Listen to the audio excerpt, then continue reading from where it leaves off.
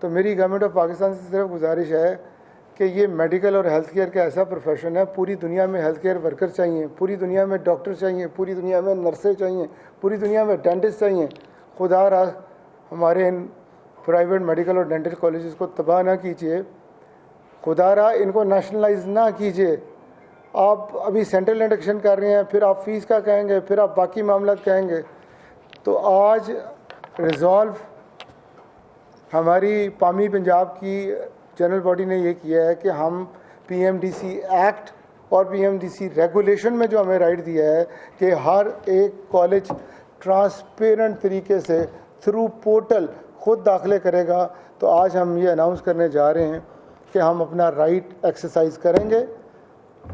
ہم نے اپنے لیگل ایڈوائزر سے کنسنٹ لے لی ہے. لیگل ایڈوائزر نے کلیئرلی بتایا ہے کہ ہمیں اس رائٹ سے کوئی منع نہیں کر رہا.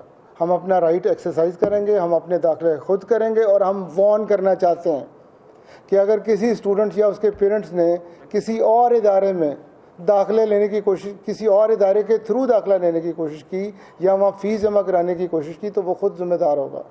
آپ سے گزارش ہے کہ آپ کالجز سے ڈائریکٹلی رجوع کریں، کالج کے پورٹل کے تھرو آپ اپلائی کریں اور میرٹ پہ ٹرانسپیرنٹ طریقے سے آپ اپنے داخلوں کو مکمل کریں. تو ہم صرف اسی اسٹوڈنٹ کو ایڈمٹ کریں گے جس کی فیس کالج کے اکاؤنٹ میں آئے گی. اگر کسی اسٹوڈنٹ نے کسی اور جگہ فیس جمع کرانے کی کوشش کی تو ہم کسی صورت میں ایسے اسٹوڈنٹ کو ایڈمٹ نہیں کریں گے. اور حکومت سے گزارش ہے، بلین آف روپیز خرچ کر کے یہ ادارے بنے ہوئے ہیں. ایک میڈیکل کالج بنانے کے لیے 8 سے 10 کروڑ روپے خرچ آتا ہے. خدارا 8 سے 10 ارب روپے خرچہ آتا ہے. خدارا ان میڈیکل کالجز کو چلنے دیں. ہم فورن انویسٹر کو تو بلا رہے ہیں، جو میڈیکل کالج یہاں پر ہیں ان کی حفاظت کون کرے گا؟ آپ سے گزارش ہے کہ بجائے کرغزستان میں انڈینز کے کالج چلانے کے اپنے میڈیکل کالج کی سرپرستی کریں اور ہمیں رائٹ دیں کہ ہم اپنی مرضی سے بچہ داخل کر سکیں. دیکھیں بچے تو سارے میرٹ پہ داخل ہوں گے. پی ایم ڈی سی نے بھی ہمیں بتا دیا کہ 60% سے کم بچہ آپ داخل نہیں کر سکتے. ہمیں انٹرمیڈیٹ کی بھی آپ نے سلیب دے دی کہ اس سے کم بچہ داخل نہیں ہو سکتا. تو اس کے بعد اس بچے کو دیکھنا کہ اس کی کمپیٹیبلٹی ہمارے ساتھ ہے یا نہیں، وہ بچہ پڑھ سکتا ہے یا نہیں، وہ آگے گرو کر سکتا ہے، وہ مینٹلی فزیکلی اس قابل ہے، وہ فیس بھی دے سکتا ہے یا نہیں. آپ پریشر ڈال کے ہمیں وہ بچے داخل کروانا چاہتے ہیں جو فیس نہیں دے سکتے. تو جو فیس نہیں دے سکتے تو فیکلٹی کی تنخواہیں کہاں سے جائیں گی؟ فیس نہیں دے سکتے تو بجلی کے بل کہاں سے جائیں گے؟ فیس نہیں دے سکتے تو 500-600 بیڈ کا ہسپتال جو آپ نے ہمیں کہا ہے کہ فری چلائیں، وہ ہم کیسے چلائیں گے؟ ہر میڈیکل کالج 500 سے 600 کا ٹیچنگ ہسپتال چلا رہا ہے جہاں وہ لوگوں کو مفت علاج کرتا ہے اور مفت دوائیاں دیتا ہے.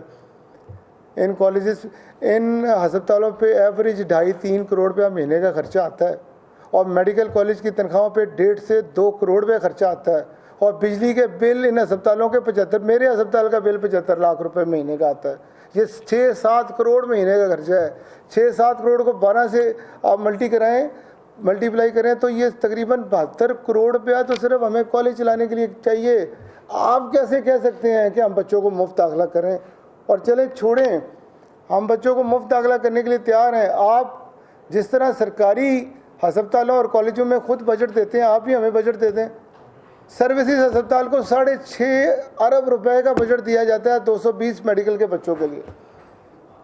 اس طرح جناح ہسپتال کو 7.5 کروڑ کا بجٹ دیا جاتا ہے، تقریباً 330 کے قریب 7.5 ارب کا بجٹ دیا جاتا ہے صرف 330 بچے پڑھانے کے لیے. تو گزارش ہے کہ اگر سرکار ہمیں بھی کوئی بجٹ دیتی ہے، ہمیں بجلی فری دیتی ہے، ہمیں فیکلٹی کی تنخواہیں دیتی ہے، ہمیں بلڈنگ بنا کے دیتی ہے، ہم مفت پڑھانے کے لیے تیار ہیں جناب. لیکن اگر آپ ہمیں کہتے ہیں کہ تنخواہیں بھی آپ نے دینی ہیں، 500 بیڈ کا فری ہسپتال بھی آپ نے چلانا ہے، تو آپ کے پاس جو سرکاری بچہ پڑھ رہا ہے اس پہ ایوریج خرچہ آ رہا ہے 30 لاکھ روپے، تو میرے بچے کے پاس تو 18 لاکھ میں اگر میں پڑھا رہا ہوں تو میں تو بڑی بچت کر رہا ہوں. تو ہمیں ہیوملیٹ نہ کیا جائے اور تنگ نہ کیا جائے، اور ہمیں پوری آزادی دی جائے کہ ہم پی ایم ڈی سی کے ریگولیشن اور پی ایم ڈی سی کے ایکٹ کے پریویو میں رہتے ہوئے اپنا رائٹ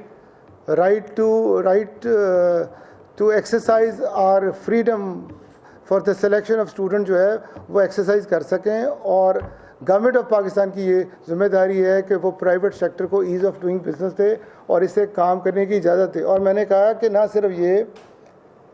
صرف یہ بلکہ ہمیں فارن اسٹوڈنٹ داخل کرنے کی اجازت دی جائے 50% کوٹے کے تحت. اور اس 50% کوٹے کے تحت اگر آپ ہمیں اجازت دیتے ہیں تو اوورسیز پاکستانیز کے بچے پڑھ سکتے ہیں. اور نہ صرف اوورسیز پاکستانی کے بچے پڑھیں گے بلکہ میں نے آپ کو بتایا ہے کہ ملک میں 223 ملین ڈالرز آپ کے ملک میں آ سکتے ہیں. اور یہ سارے تھرو اسٹیٹ بینک آئیں گے.